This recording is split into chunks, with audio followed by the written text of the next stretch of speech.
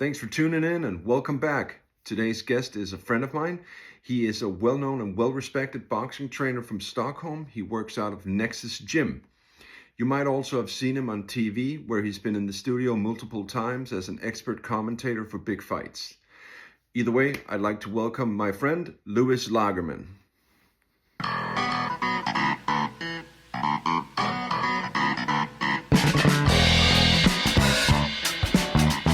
I remember me being with Angelo, being in the room with full of trainers and full of fighters, and everybody had respect for each other. And it was amazing, and nobody talked to me because they know I just a young kid out of town working with the legend. He's just the helper, and I was just the helper for a long time.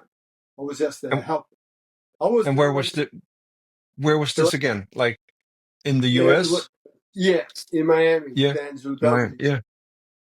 So All when I right. had this to start working with him, I took it, and then go back to the story. I'm sitting there with all these trainers, that's been having a lot of fighters, a lot of, even a lot of champions, and I was there, like a little kid, But then the internet comes.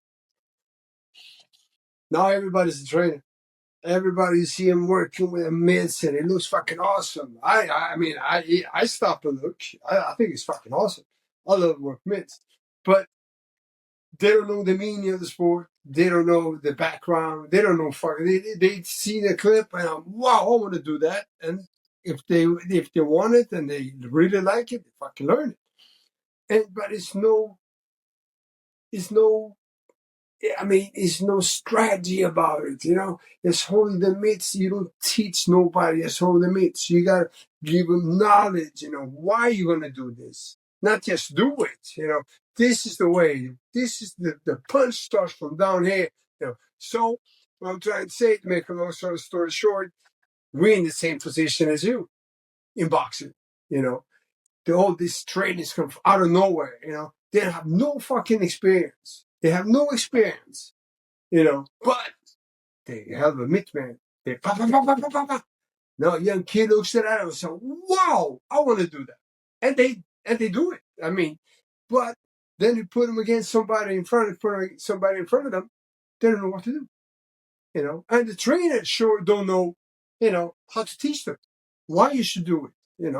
So we Yeah. have an era in boxing is something. I don't know what to do, but I think it's gonna get more, just tough man sport. Nothing, beauty about it, no thinking about it, no, it's a strategy. Everything just go off the roof when these young kids come and just work volume. That's what they do. They just give you volume. So Mm. we're in the same situations. And I not think to I talk think about personal trainers, they even worse. The personal trainers in boxing, they are scared and blah, blah, blah, blah, blah. It looks good, but they don't really teach them why. So, it seems like we're in a world where we're sort of like conditioned to, like nowadays, where we conditioned to um sort of get the whole experience through these, like, 50-second clips on Instagram or whatever. I see it a lot with like guitarists because I'm a guitar nerd. So I see these kids, and they're like playing in ways like you would never believe, like you've never seen it before. It's completely out of this world, and it's clever, and it's beautiful, and it's just really impressive. But at the same time, it's kind of like I'm not really sure what I can use it for, because yeah, I watch 50 seconds and I get impressed, but the thought of listening to that stuff for a full album, it's just worthless. It's like it's not a song. It's just like, okay, let's just do this really. It's like the David Copperfield magic yeah. of guitar playing, you know? And Yeah, but and I that's see the thing. that. People taking shortcuts. They don't want Yeah, to learn fundamentals. That's why we have this 15 seconds clip. Pam, pam. And say, oh, I yeah, want to do that. And they do it. But yeah. they don't know the background out of it. No, and I see it a lot with different martial arts. You got like Russian kids boxing, punching through trees, and we got like whatever guys from Thailand picking over light poles and stuff like Yeah, that. I And see that. and it yeah, and I'm like, okay, wow, it's like super impressive. Mm. But at the same time, I'm like, okay, but how would like is that just a one-time thing? Like this guy is able to pull off, and that's it. If he would kick like that in a Muay Thai match, he would like sever heads, Sure. but they don't. No, no, it's yeah, I hear you when you said about that, the tattoo part. It's just it's when it gets too many and too fast learning from the internet, And I've seen those tutorials when they do it on the balloons and the fucking on the plastic, rubber, and I've seen it. Yeah. And it looks nice and it looks easy. And I probably, if you give me a week, I probably can do something. But Hmm. I'm not going to be, from the heart. It's not going to be with the knowledge behind it. I just copied something. Yeah. Hey, listen, man. Can you just kind of give a little intro to who you are, just so people who don't know who Louis is. Okay. My name is Luis Lagerman. I'm 62 years old. I've been in boxing since '77 when I went my first fight after I saw Rocky 1. I just said, fuck, this is what I want to do. And this is what I have done all my life. Well, I've had other jobs, but for the past 30 years, I've been doing only boxing. So I had a chance to go over to the States, '94, and well, not work, but I was actually invited there by the owner of Patricia, Lady Patricia, restaurant Patricia. Back then, I was working there, so I got invited by the owner, Gary Trevitt. So he took me over for a vacation, and because I wanted to be there, and he took me over, and I spent, I think it was 2 weeks with Angelo. Every day I was in the gym, and I was following around like a tail. And then I flew back, and then I asked Gary and say, "Hey man, come on, can I come over there and work? It would be awesome, man. I can help you, and I want to learn the trade." I thought I knew it, but find out I didn't know shit when I got over there. So he said, well, "Let me think about it. I got to talk to Angelo." And then a week later, say, "Hey, when do you want to leave?" And I think it was 2 or 3 months later, I was out. And I was away for 20 years. So I worked with Andrew Dundee until he passed away in 2009. Yeah, he passed away in 2009. And after that, I had 3 heavyweights that started getting kind of old. So I went back home here for a visit. I was thinking about staying here for 6 months. But after a few months, I said, no, man, this is me. I want to come back. So I never looked back. That's So, awesome. yeah, but I That's had awesome. 20 years, man. I had 20 years of great life, man. I learned a lot. Not only from Angelo, I learned a lot by traveling, with the fighters and learning how to interact with other trainers, because boxing is very intriguing sport, and there's a lot of strange people. I mean, a lot of strange people. And where there's money, he's always a little crook. So you always got to watch your back. It's hard in that way, but and I've been stiffed many, many times, many, many from trainers and boxers. But that's the nature of the person. So yeah, man. So I worked with a lot of good trainers, and I've been around for a lot of good trainers. So I learned a lot, and I've been But working. also boxers, man. I mean, Oh what yeah, is it? oh You yeah, oh you you trained like Shannon Briggs, right? No, I never trained Shannon Briggs. He Uh-huh. was. I had a fighter that Tila Levine that sparred him a lot, but Okay. I know him a little bit, and they had a professional fight show in Karlstad, and they asked me if I knew a boxer I can bring. I said, sure, I know Shannon Briggs. So they brought him over. So I know him, but I never trained him. I Never gotta trained ask you, is he just as intense, like in a personal set, a private setting, as he is like him. when because he like So he's intense. champ, He's champ, in- champ. yeah, but it's, if you hear an interview with him, he's a fast talker and he's always on. But he's cool as shit. There's no mean bone about him. No, no. He's just, in the ring, he's totally different. But outside, when you get to know him, he's nice. I would say 99% of the fighters I've been around are, in my word, sweethearts. They Yeah, are, man, the best. They all have problems. They all have fucking problems. we all Who do. problems? Yeah. Yeah. But man, it's just to be around them. It's a joy, man. It's a joy. Yeah, I remember I saw once like some press conference, like I can't remember who it was. It's like these two fighters, and then Shannon Briggs kind of crashed the whole Yeah. press conference. And I was watching at the time. I didn't know who he was, and I was like, "Dude, this is the real life Clubber Lang." Like Yeah. he was like, it was He acts full like on it. rock. Exactly. But no, he's cool as shit, man. Yeah. Cool.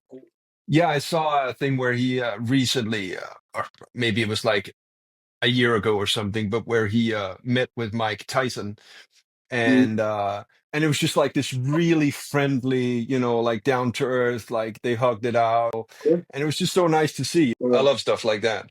Yeah, but that's I would say as 99% of the fighters they do that. They do that. Mm. Unless you're in the same division, you up there top 10, then you need to have that little trash talk to build things up.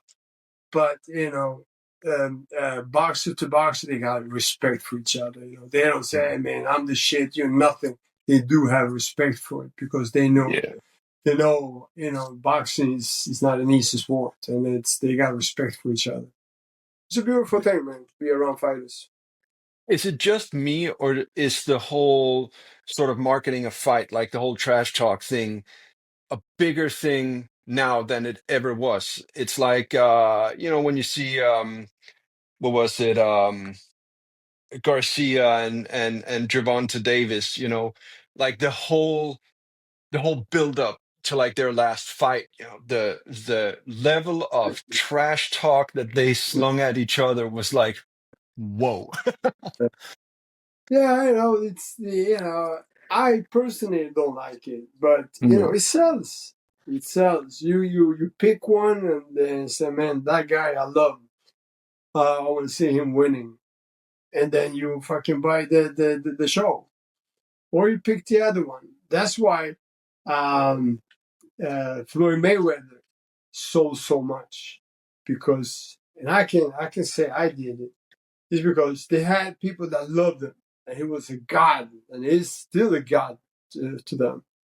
And then they have the opposite that fucking despise him, can't stand him, cannot stand him. All they want to do is seeing that guy get knocked out. And what do? They buy the show. So you got the haters that buy the show, and the lovers that buy the show. That's why he became so popular. He's sold. He's sold because people, fuck, I want to see him lose. I buy that shit. Come on, let's go see him lose. So, but nowadays, they get a more publicity out of those press conference, and they start early. They start like Mm. 3 months. As soon as the fight is declared, it's like 3 months ahead. They start doing press conference just to build it up, and they're doing a good job doing it because boxing never been this big. It's huge. It's everywhere. They're making millions. Uh, uh, what's his name? Made the most Tyson Fury, $149 million. The next one was 120. Hey, that's a lot of money. So some and it comes from, look, those guys that make a lot of money, those are the trash talkers. And at the press conference, but after the fight, they're best of friends. But then there's guys like, Usyk. He always seems like such a humble, mellow guy. Even when Tyson Fury was trying to, like get a reaction out of him, he was just, maybe it's because he doesn't speak English too well, but even Could so, be. yeah, Yeah. he's always he seems like such a real dude. I love that guy. Yeah. Yeah. Yeah. He's the same thing as, what's his name? Milachenko, inte Milachenko, what's his name? Let's go. No. Yeah, he was another one who didn't talk that much on the press conference. No. And he didn't sell that much either. He didn't sell that much. But Klitschko, so who we're talking about? Usyk. Usyk. Yeah. Yeah, he's a gentleman, man. But that, it comes from a totally different upbringing. Most of these Americans and the gypsies from England, and so it's totally different. You also see that in UFC, like usually the guys from like, the Dagestani guys Yeah. and what's his name? Quiet.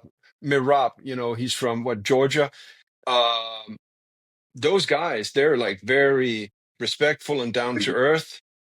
And there's not a whole lot of trash talking. They respond if somebody gives them some crap, but they still keep it at a respectful level, I think. Yeah, definitely. So it's different cultures, Yeah. So what do you to- feel about, like, in general, like the state of boxing right now? Because I'm no boxing expert, but just from my little bit of knowledge, I feel like it's a very different thing now. We got all these like social media people who's like, it seems like there's this whole thing going on now where social media influencers are like, and I'm not only talking about like Jake Paul and the guys like that, but others too, where it's like people want to see these people call each other out and box. Yeah, no, it's more common, and it's I think boxing, it's growing definitely, but also the scenes start to change. The Saudis are bringing it down. A lot of coming in with a lot of money. They can pick and choose the fighters, and they don't want any prima donnas. You fight that guy, I pay you this much. If you don't want it, then fuck off. So they want the best to fight the best. So I think that change is going to be better for the sport, because a lot of times, the best don't want to fight the best because they don't want to. First, they don't want to lose, and then they want to keep that belt or keep that ranking. So, but the Turkey, he said, no. The best is going to fight each other. I pay for it, but the best is going to fight each other. And then there is another model, and that's where Dana wanted to be involved with, to do as they do in the UFC, as keeping Dana White, yeah, keep a cap on the salary. And I don't know if it's such a smart idea, because it's very hard to backtrack, to go back when things are rolling, when things start getting bad, and then you lose a lot of interest, because then all of a sudden there ain't no money there. What they think, So so they want to break that system, make a cap for the fighters, and have like a tournament and stuff. I don't know. As long as the way I think is, as long as it's not broken, don't fix it. Why come in and try to change it? It's an old sport, and it's been going for centuries. Just keep going. We're doing good.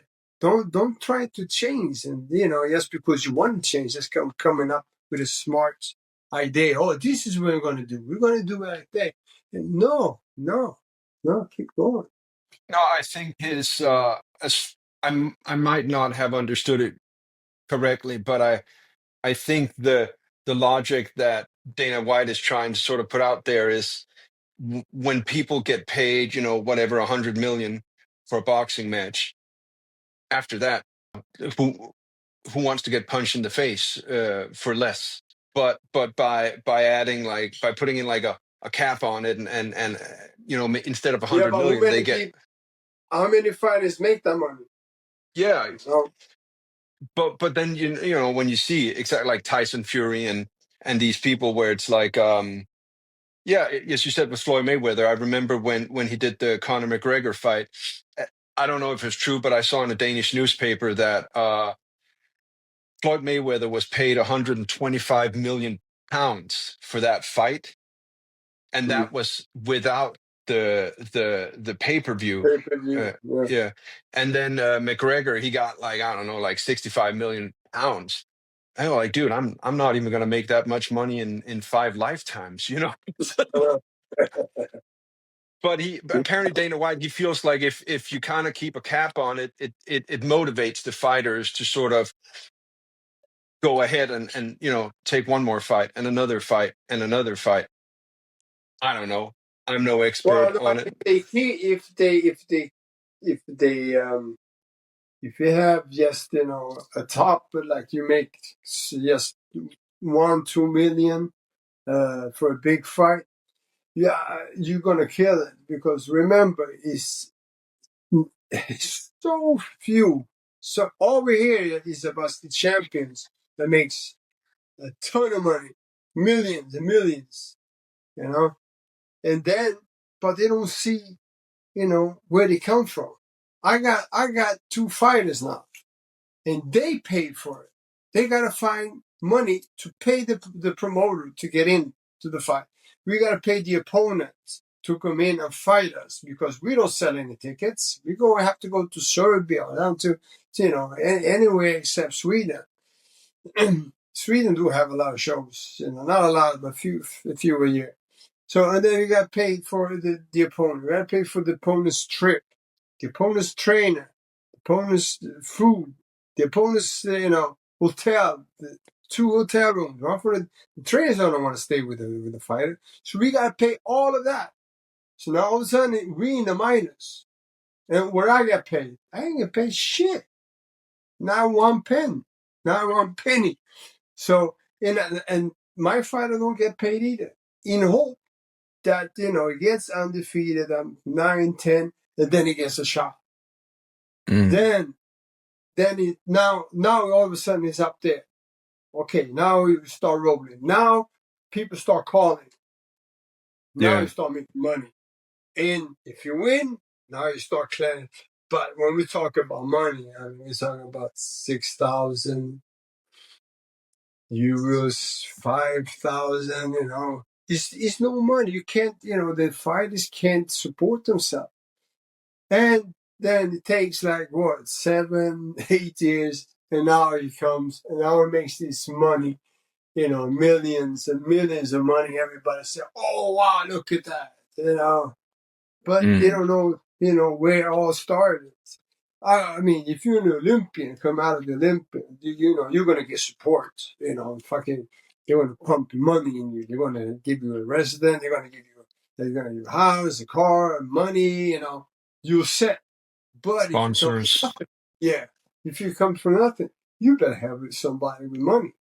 If your parents can help you, then you gotta find a sponsor. And how you do that? So it's hard, man. They say, oh, they make all that money. Yeah, but they 100 million, maybe they deserve it, maybe not, but they should be helped. They should be paid. So as long as they want to pay for it and people want to watch it, pay them. I can't remember. It was one of the female UFC fighters, like one of the, the big ones, like, and she had, I can't remember. She had gotten a couple of millions for some fight, and people had started they had a lot of opinions about the whole like money thing and blah blah blah, and how she shouldn't complain because she made like $3 million or something. And then she actually put up like the whole math, because the amount of money that she had to pay for her training camp and her team, and again, as you mentioned before, like the flights and the hotels, it was ridiculous. Like the amount of money she actually got in her pocket out of those millions were like it was nothing. In that context, I understand it. Yeah, I you know how many, who you got to pay. You got to, for in boxing, we got to pay. The fighter got to pay the trainer. That's me, 10%. You got to pay the manager if you have any. 33.3% is normal. Some people, if they get up there, they can negotiate like 20, 25. But let's say 33.3%, which is the common. So that's 43% right off the top. That's gone. So 1 million, all of a sudden you got, let's say, $500,000. Out of that $500,000, you got to pay taxes. You got to pay your dues. So then, you just figure out, ain't that much money left. It's definitely not the million left. no. And then, like you said, if you go into a training camp, I can't pay for the training camp, and I shouldn't. No. If the manager don't want to pay for it, then the boxer got it, so they got to pay. I ain't paying my own trip to train you for free. I ain't gonna pay for my own hotel to train you somewhere else for free. I gotta get paid. So of course he gotta pay me, and now you gotta eat down there if you don't have a cook. So things run away. Now we're talking 140 million. A lot of times the trainer don't get 10%. He gets, okay, here's the deal, man. I'm gonna pay you X amount of million. It's still a lot of money. So and then they got they got expenses, like everybody else. And I think with stuff like boxing or MMA, you're putting your life on the line like every time.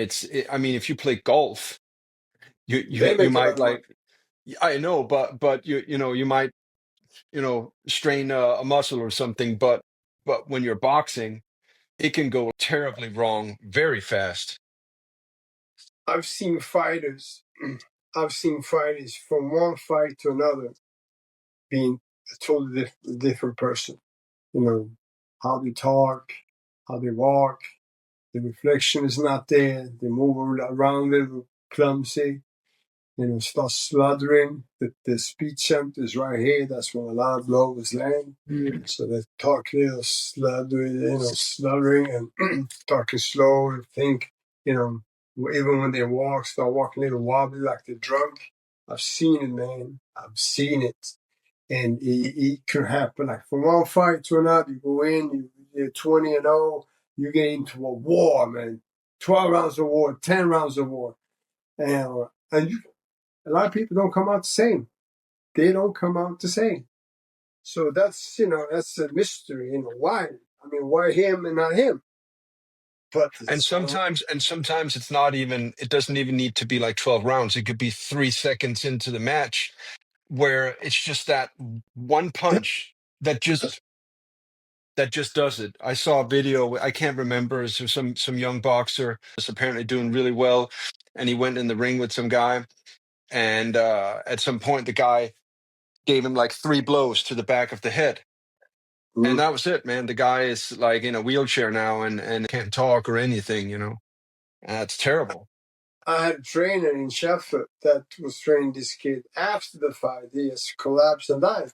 After the fight, he was straight. He warned him into Tragic. and he was saying, I'm not feeling good. And all of a sudden, boom, he was down there. So when you look all of that, all the injuries, all this trauma to the head, the way they live after when they get older, what's going to happen? Alzheimer's could happen, dementia can happen, So, man, don't put the salary top on these kids. Let them work. Let them fucking make their money. It's the risk that's involved. It's tremendous. Can you explain to me because that's one thing I never understood, is that they say that when you wear boxing gloves, that it does more damage than if you fight bare knuckle, like to the head, not to the hands. But is Well, that if true? well, yeah. Well, the thing is that let's say I put 10-ounce glove on you. That's the minimum for the heavyweights. The 10-ounce, and I tell you, hit that brick wall as hard as you can. You're gonna hit pretty hard. Now take the glove off and do the same thing. Are you gonna hit that hard? No way, Of course because not. you Yeah. know you're gonna break it. So if you see, they do punch, but they do a lot of short punches, to just to hit them and get there fast. You can stun them and knock them out. But you don't see those tremendous, people. They break their hands. They break their hands. Yeah, and apparently when they in bare knuckle, as far as I've understood, they need to, like when you wear gloves, you can sort of every now and then sort of relax a bit more in your hands. But with bare knuckle, it's like you gotta clench that fist like really hard all the time, because if you don't, then if your fingers are loose, your knuckles will break. But Yep. if you clench it up and punch really hard, it's gonna keep them in place, and keep you safe. Yeah, but that glove, 10-ounce glove, they said it's really nothing. You gotta think the same way as bare knuckle. You Mm. gotta squeeze the hell out of those hands so you don't break them, because we do a lot of wrapping. It's like concrete. But it's Oh, no guarantee. Absolutely no no. guarantee you hurt your hand. So same thing with MMA gloves. That's even smaller. But I saw something on the Fight Science, something on the TLC, and they were hitting with knuckles, MMA glove, and 10-ounce gloves. The only difference is the hardest punch was with the knuckle, and Mhm. then between the MMA and glove and 10 ounces, MMA I think is 4 or 5 ounces, and the boxing glove, in competition is 10. And the difference was nothing. Was nothing. Okay. There's no difference on the impact. I don't know, they call it PSI or something, how hard you hit. They went up in the same. So it's the connection the Okay. same. Well, that's impressive. You got to be Dang. more careful when you throw hooks with the smaller glove, with the MMA gloves, than you do with the 10 ounces. How you throw them is a little different, because you got to be more careful, because you don't have the same support. First of all, we got more gauze and tape than they have, and we got a little more protection over the hand, because the glove is longer up here, so it gives more protection here, so you don't bend. The Hmm. smaller glove, you can bend. So, they got a little more support, a lot more support than MMA gloves. But the MMA, you got to grab, so you can have gloves. So that's why Yeah. it happens. Have you seen this new thing that came out called Dirty Boxing? No, there's so many It's out there. yeah, it's a new company called, yeah, what is it? Dirty Boxing, DBX, I think. Mm-hmm. It's founded by uh, yeah, probably some rich dude together with this ex UFC fighter Mike Perry. Mm-hmm. And the concept is it's bare knuckle boxing, but then they incorporated a couple of MMA things, like you're allowed to give elbows, and Mm-hmm. they have like ground and pound as well. So Okay. they're it's like so it turns into a brawl, like it's I Yeah. guess it's entertaining to watch, but I don't know, it just feels like these leftover fighters, that has brain damage, and it's like their twilight years in the industry, and they're just going at it, and beating each other senseless. It's really it's some really intense stuff.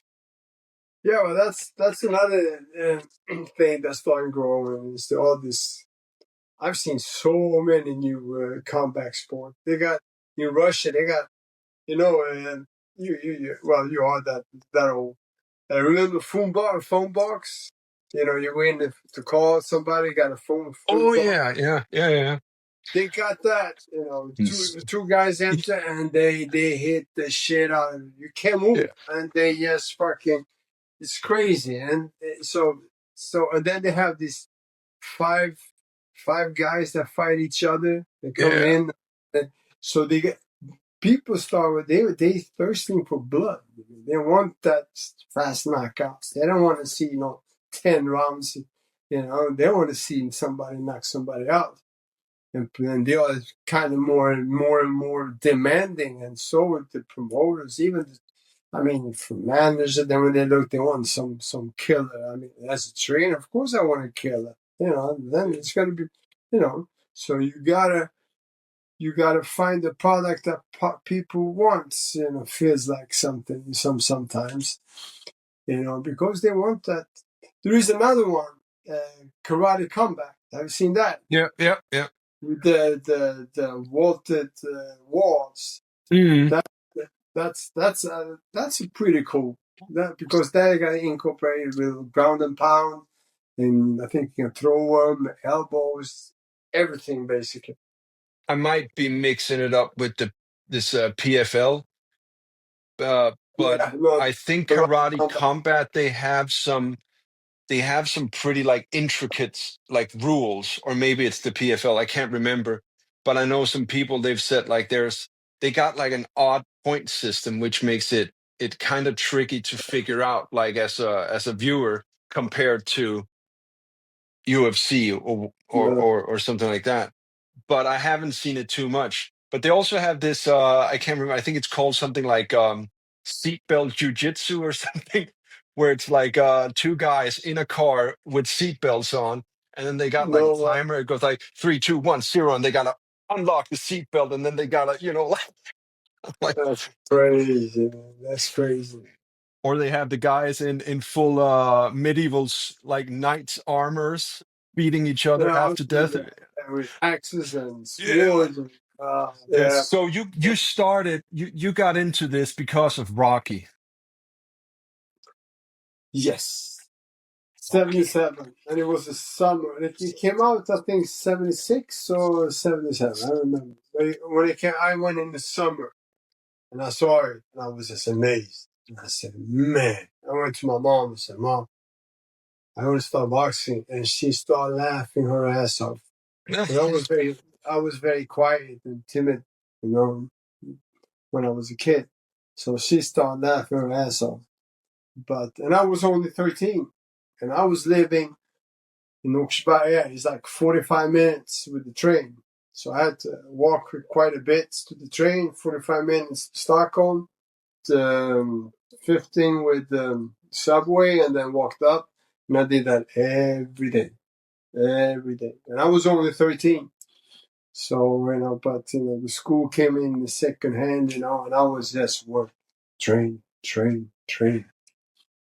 So, yeah, that was. So when if I can go back to we were talking about experience, that's what I got my experience from. I was Yeah. dedicated, to the point, and then I started working as a bouncer, and that's when everything is fucked up. I stopped training, I stopped partying, I was out. Oh. But then I had a chance to go over. So, but when I look at, I'm kind of happy that I didn't continue because first of all, I got bad hands, and second of all is that I've been down a few times. I've been knocked out in a fight, but punches never really bothered me. It's hard sparring didn't bother me. And I love to spar. Love until this day. I love to spar. So I would be without talking about that. With no question about it, I would be a sad story. I would go Okay. too many fights. I would go too far. I would not give up. I was just, because I know because that's the way I am. Yeah. That's why been doing this. This is a passion. So but yeah, it's a dangerous sport, and you gotta be really careful. I'm really careful with my fighters. I want to after their career, I want to be able to talk to them. I want them to have a normal life, not sit in Yeah. fucking mental house with dementia or So I've been I got not rid of them, but I left a few fighters that seen their prime start going downhill, been taking too many punches, and too many tough fighters, too many fights. Don't want to give up, want to keep going. I said, no, man. Many fighters have said, no, this is it for us. I don't want you to keep fighting. If you want to keep fighting, keep fighting. Not with me. I don't want to be responsible for something, And that's the only way to do it. And then there is a fighter trainers that, hey, come over here, man. So the fighters I retired, somebody else picked it up. They kept going until they don't have nothing left. Yeah. And that's just I don't know, man. That's just what's the word, man? It's like not dishonest, but it's not yeah. It's just a bad way to go about it, It's Yeah, disrespectful to yeah, the fighter, and it feels like then suddenly it's more about the trainer who wants to gain something through this worn out fighter. It's like, yeah, if I can just squeeze a yeah, bit more sure. out of him, then Sure. I'll get a bit of money or something. And I don't care if the guy's got like massive CTE or anything, Yeah, It's like, yeah, that's his yeah. own, choice. That's horrible, man. It is. It is. It's But when when I sorry. first when I first started, I was I worked a lot of fights that Andrew sent me down to a boxing show. They call him up, hey, call the promoter and say, hey, I'm sending my fighter. Okay, hook him up with some job. So I went out with my little stuff, my gauze, my tape, and everything. And I said, introduce myself. Hey, here I am. I said, oh, cool. Look, I got this opponent for this guy. Wrap him up, work his corner. So wrap him up, and then warm him up, and then went in, and then I did my best. You can't really do nothing if you don't know the guy. Mhm. So that's how I learned to wrap hands, to take care of cuts. Andrew was a cutman out of this world. So he taught me, and I saw how he did it. So I'm a pretty good cutman. So anyway, so I was making money like that and get my experience from there because I was totally alone. Nobody was with me. So that those guys that came in was a lot of times, that you pay a fighter with 2 tickets, but he can say, "Look, man, I don't want 2 tickets. That ticket money, give me that money. That way, he gets more money." So Mm. then, because they know the house is going to take care of him. That's when it comes to training and help. So, so it's yeah. So when it comes to I lost it. I lost what I was about to say. Something important, but it wasn't that important, I guess. I know that way too well, man. So, Dude, so I'll see, I know some what I'm gonna say. So some days I'll sit with my phone and I'll be like, sometimes something will pop in my head. Oh, you just got to answer that email. And then by the time I found the app, I forgot what it was I was supposed to do. Like, it's just my head is just empty, and it's like I know I was supposed to do something now, and it's like, okay, well, yeah, it'll come back later. that's me in a nutshell.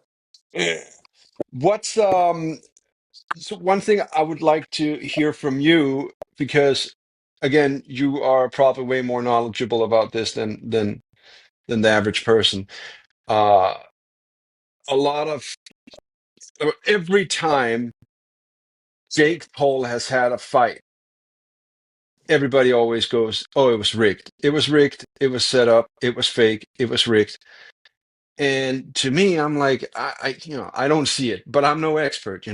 I mean, there was a lot of weird stuff going on with the Mike Tyson fight, if you ask me, but that's about it. That I was mean, big. yeah, That was I big. mean, he was, again, what is he, like 60? And of course, they're not going to go at it like all guns blazing for a fight like that. He But with the other, Tyson could easily do it. mm, Easily do it. yeah, there was I plenty mean, of times if where, if they would stand toe to toe, I promise you, 1, 2 rounds, he would be there with him, yeah, 100%. there were plenty of times where you could see he had like Yeah, a clear opening and he, ooh, whoop, he was holding back like it was no yeah, tomorrow. He yeah, got paid. He said, "I yeah. don't care. My career is over.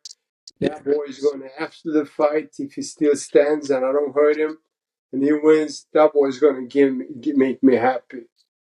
Yeah, and not only that, it was like that. It was like again, we use Rocky as a reference, but the one of the last Rocky movies, where he's running the restaurant and all that stuff, and he goes to fight this upcoming boxer, and he loses the fight, but he gains the love from everyone because he showed heart.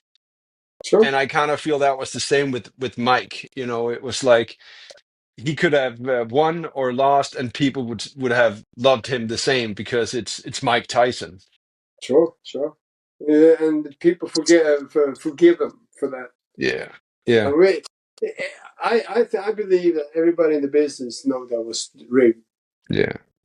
Yeah, I because met I met Mike Tyson back in, man, I can't remember when. It was when he fought Brian Nielsen I in was there.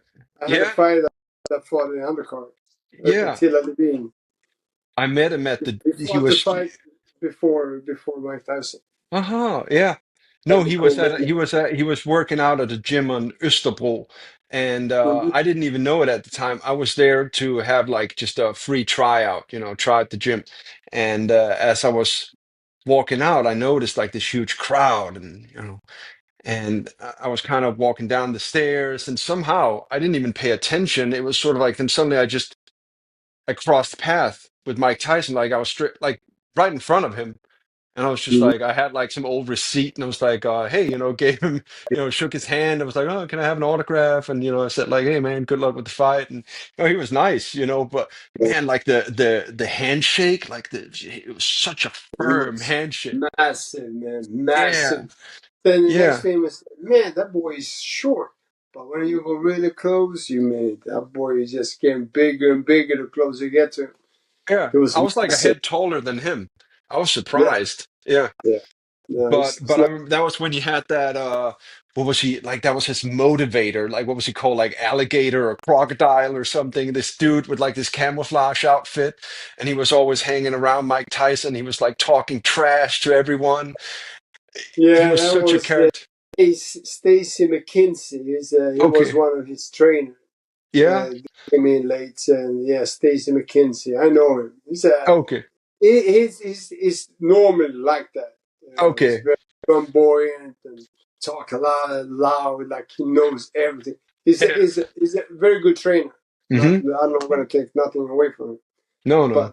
but the way he carries himself is very trailer trash. Yeah, but he'd be yelling at the people and like, again with the whole like Yeah, the camouflage outfit, like the he looked like a drill sergeant from like the Navy yeah, SEALs or something, it was super cool. that's It was a Stacy whole other McKinsey. thing. You But know, that fight with Brian Nielsen was like, I don't know, it just felt like, yeah, I think what was it, Mike Tyson was in debt and had to pay off, a lot of money, so he just took a bunch of fights that he probably never would have took before. And I think Mhm. for Brian Nielsen, it was sort of like for him that was like his last fight, and it was like to be able to say that I fought Mike Tyson. That was like a big deal for him. And he got paid. Don't forget Yeah. that he got paid well, good Yeah. money. And I remember that part because I was there, like I told, with Attila Levine, and right before, I mean, that was even before we stopped putting the gloves on or wrapping. So we came in early, and then Brian Nielsen came in afterward. They come in later because they get the main event. They don't have to be there early.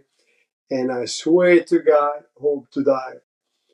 The one thing I saw, because we didn't have the same. They had the main event always get their own locker rooms. But I saw a guy coming in with I don't know what 20, 25 sausage per set. Those red ones. I swear to God, I hope to die if I'm lying. I mean, that boy was a pig. So He ate and ate. he ate sausages before the fight. Hell yeah. Hell yeah. Yeah. But you saw the way he was. I mean, he ate and he drank a lot. You know, so that's everybody know that. So but he never had the figure as a boxer, but that boy could fight. And he could take a punch. Yeah, man. I had a fighter that fought him, Crawford Grimson. I was down there with him, and we got stopped in the seventh round. Yeah, but Crawford gave him hell. But that was he was a good fighter. Yeah, I Absolutely, mean, brilliant. Brian Nelson, from what I know, I think he lives in Spain and runs a golf course nowadays. He owns a golf Really course. Yeah, cool. I've known people who's gone there. Like he holds these like events, and like these, I don't know, it's like celebrities or wealthy people, and they gather up once a year, and they have Cool. this big tournament or something. So Mm. yeah, he went toe to toe with Mike Tyson, and then he bought himself a golf course. He got beat up. He got a beating. But I remember when because what did they throw in the towel, or I can't remember, but when the fight stopped, you could see Mike Tyson. He was almost like bummed out because he looked surprised that Brian Nielsen was able to take all those punches. Yeah. So Mike Tyson wanted to keep going, but yeah, Brian was done. I don't know if his eyes were like shut I can't remember, but that was No, great. I don't remember either, but I remember he got creamed. He had Yeah, a lot of body to hit on. So yeah, Tyson was killing that body. You yeah. know, and remember he was undefeated when he fought Tyson? Tyson. Yeah, Oh, who was yeah, undefeated? Brian? I think he only Oh, had yeah. one loss, and that was the fight that he No, lost. no. Yeah, he was undefeated for the longest time, man. Nobody could beat him. But he never fought outside Denmark. Never. He always Okay. fought. So they brought him in. Morris Okay. father. Yeah. So what is like right now, does Sweden have any like upcoming like potential big names in boxing? Yeah, sure, sure. The Kevin Scott is one of them. George Yeah. Scott's son is doing tremendous. His technical, like his dad. It's a very colorful fighter. I really like him. He could be something. Then we got another one from Hammarby. His name is he called him Bazooka. Oh man, Sounds intimidating. yeah, he's really good. It's cruiserweight. I think it's a heavyweight in amateurs, and he's good. And yeah, there is a few fighters, man, that's coming up. I don't know the name of them because being in names, we don't come along at Oh, all. But as soon as I see him, you know, even walking, I recognize him. So there is a few fighters that really can really shine if they get support from förbundet. mm. Somehow the Swedish förbundet, Svenska boxningsförbundet, got to find some money so they can back these kids up because like with no money you can't make money, you can't get better. Have you experienced fighters where you've seen like massive potential, and then due to stuff like them not getting enough support, the talent was just wasted and faded away? I I have I've heard of them and I know Yeah. them, but I never had one myself that No. that. Well, I do have one that recently quit because he could simply not. make it, make that money to pay for the fights, you know. Mm. But otherwise, no, man. Yeah, but I heard a lot of talent that because of money, they could make it. They I have to can't take wrap jobs. my head around that thing where it's like you got to pay for your own Yeah. fights, like it's I get it, like when you say it, like how it's built up, but just it's still But just it, it's yeah. in in a way, you know, a promoter, they don't make money. A lot of times they No. lose a lot of money. Now, if I have a show and you call me up and say, "Hey, man, can you give me a fight?" and I say, "Yeah, how many tickets are you going to sell?" Well, I'm from Denmark. How are you from Denmark? You're not going to sell. No, nobody's going to come watch you. So they're not going to make any money out of you. They're going to this doesn't an expense. So if they can eliminate that cost, that's even better for them. Maybe they can make a little money at the end of the day. So a lot of times they pay their own fighters. I'm promoting these two guys. I want to pay those three opponents, and then they try to fill in with other fighters. They call the manager. Hey man, you got a fighter? You want to fight? Yeah. Okay, you pay your way. All right. So that way they create fights, and they don't have to pay, out of their own pockets. So in that sense, it makes sense. But then But there's if that whole thing with fighters nowadays. They also need to, build up a social media presence. You, yeah, you know, if they have a ton of followers online, that's going to support them as well. And I mean, I remember I some years ago I played one of these UFC games for PlayStation, and a part of the game was actually building up social media presence. It's a whole thing for itself. But listen, man, you still train fighters, and if anybody is interested to train with you, what's the best way to get in touch with you? Uh, well, I'm on Facebook, Yeah, uh, and Instagram. So, yes, you can I'll get a hold of me from there. I'll write links for everything in the description. But Uh, and what gym is it I you're work out of working at? Nexus. It's in Nexus. Hollywood. All So I right. do a lot. I do a lot of classes there Mondays and Wednesdays, 5:30, and then I do a lot of privates there too. Yeah. And I train my professional fighters there. So I do everything over there. All right. And they also have like MMA there, right? Yes, they have Yeah. MMA, Thai, CrossFit, but they changed the name now, and grappling. You got everything. It's All freaking right. out. You never been there? Never Dude, been you there? you you trained me there twice until my Yeah, that's left right. yeah, my Right. left hand just fell off like That's, that's right.